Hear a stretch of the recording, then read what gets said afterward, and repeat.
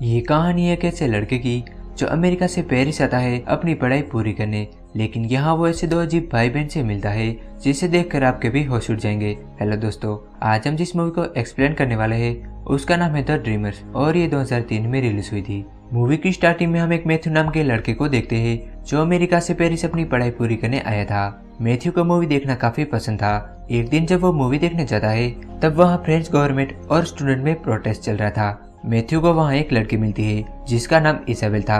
वो मैथ्यू से कहती है कि मैंने तुम्हें यहाँ पहले भी देखा है, तुम यहाँ अकेले ही आते हो। तब मैथ्यू कहता है कि मैं अमेरिका से आया हूँ और यहाँ मेरा कोई भी दोस्त नहीं है।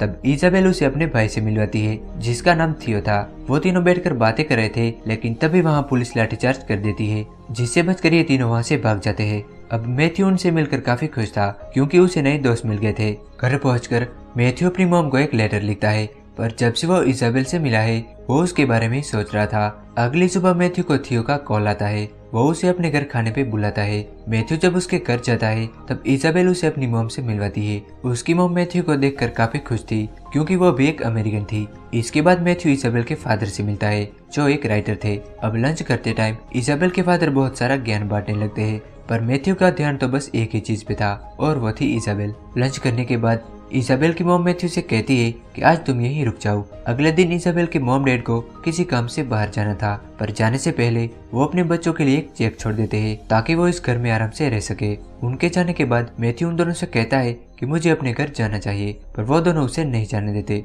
इसाबेल मैथ्यू को एक किस करती है, साथ ही वो अपने भाई को भी किस करती है और वहाँ से चली जाती है। यह देखकर मैथ्यू को काफी अजीब लगता है। इसके बाद थियो उसे उसका कमरा दिखाता है। रात को मैथ्यू की नींद खुल जाती है। जब वो टॉयलेट से वापस आ रहा था तब उसकी नजर उन दोनों भाई बहन पर पड़ती है जो बिना कपड़ों के एक ही बेड पे सोए हुए थे। ये देखकर मैथ्यू को कुछ समझ नहीं आता क्योंकि अब तक वो इसाबेल के सपने देख रहा था। वो चुपचाप अपने कमरे में जाके सो जाता है। अगली सुबह इसाबेल मैथ्यू को जगाने आती है। वो उस पर चढ़कर उसे किस करती है। ये देखकर मैथ्यू डर जाता है क्योंकि उसने सिर्फ अंडरवेयर ही पहना था। इसके बाद इसाबेल उसे बाथरूम में ले जाती है जहाँ थियो पहले से ही बिना कपड़ों के नहा रहा था। ये देखकर वो थियो से कहता है कि तुम्हारी बहन यहाँ है, तुम बिना कपड़ों के उसके सामने कैसे रह सकते हो। उस पर वो दोनों कहते हैं कि हम दोनों काफी हद तक एक जैसे हैं, इसलिए हम लोग ये सब करने में शर्म नहीं रखते। थियो मैथ्यू से कहता है कि हमारे मॉम डैड 1 महीने तक घर नहीं आएंगे, इसलिए तुम हमारे साथ घर पे ही रुक जाओ। मैथ्यू कहता है कि हम तो एक दूसरे को जानते भी नहीं। तब इसाबेल उससे कहती है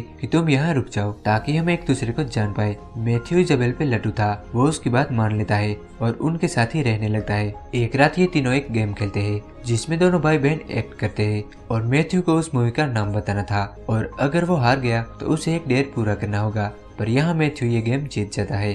तब वो दोनों उससे कहते हैं कि हमें ऐसे ही किसी इंसान की तलाश थी जिसके साथ हमें एक डेयर पूरा करना था।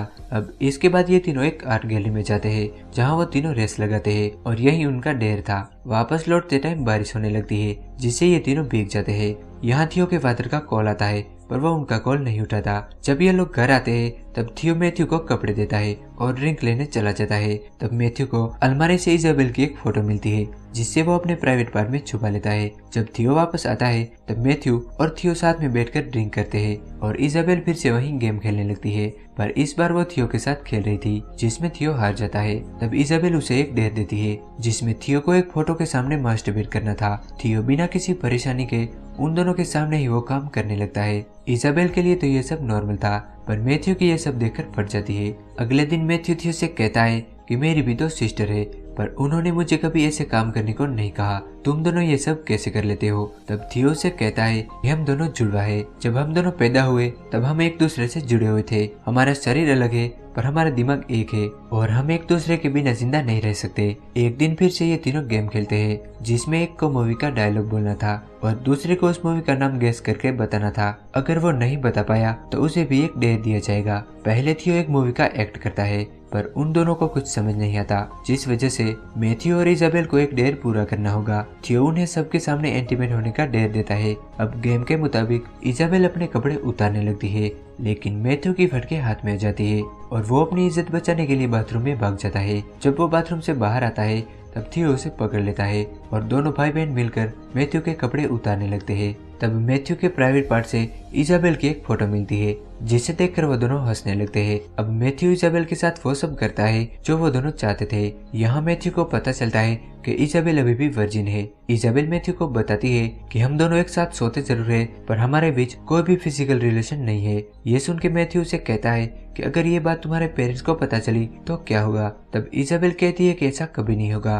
और अगर उन्हें पता चल गया तो वो सुसाइड कर लेगी। कुछ दिनों के बाद इजाबेल और थियो के पास जो पैसे थे वो सारे ही खर्च हो जाते हैं क्योंकि अब तक वो काफी अय्याशी कर रहे थे। इसीलिए इजाबेल घर के राशन से खाना बनाती है जिसे उनमें से कोई भी नहीं खाता।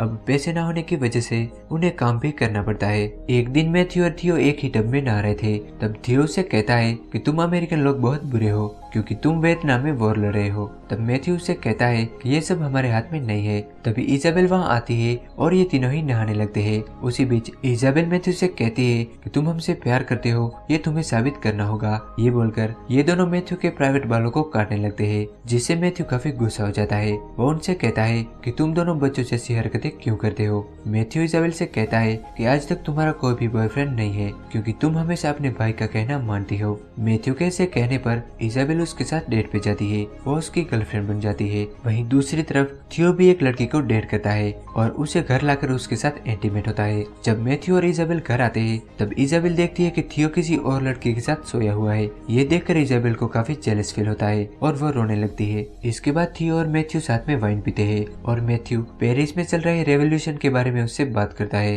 वो उससे कहता है कि यहाँ घर बैठे बैठे बोलने से कुछ नहीं होता, जब तुम बाहर जाओगे तब तुम्हें पता चलेगा कि देश की हालत कैसी है। इसी बीच इजाबेल वहाँ आके उन दोनों को हॉल में लगे टेंट में ले जाती है जहाँ वो दोनों भाई बहन बचपन में सोया करते थे। अब ये तीनों बिना कपड़ों के ऐसे ही सो जाते हैं। जब सुबह उसके मॉम डैड घर पे आते हैं तब वो उन लोगों को बिना कपड़ों के सोते हुए देख लेते हैं जिसे देखकर उनकी आंखें फटी रह जाती है, लेकिन वो उन्हें उठाए बिना उनके लिए एक चेक छोड़ के चले जाते हैं। जब इजाबेल उठती है तब उसे वही चेक मिलता है जिसे देखकर वो समझ जाती है कि उसके मॉम डैड को सब पता चल गया है। वो सुसाइड करने का सोचती है और गैस पाइप लेके सो जाती है, लेकिन बाहर रेवोल्यूशन चल रहा था जिससे उनका एक पत्थर खिड़की से घर में आ जाता है जिससे ये दोनों भी जाग जाते हैं और ये तीनों भी रेवोल्यूशन में शामिल हो जाते हैं। लेकिन थियो सबसे आगे जाके रास्ते रोक रहे पुलिस वाले पे पत्थर फेंकने लगता है। मैथ्यू उसे काफी समझाता है पर वो कुछ भी नहीं सुनता। इजाबेल भी थियो का साथ देने लगती है और वो दोनों वहाँ से चले जाते हैं। अब मैथ्यू उनका साथ नहीं दे सकता था इसीलिए वो वहाँ से वापस चला जाता है। इसके बाद पुलिस फोर्स सभी लोगों पे लाठीचार्ज कर देती है और इसी के साथ ये मूवी यहीं पर एंड हो जाती है।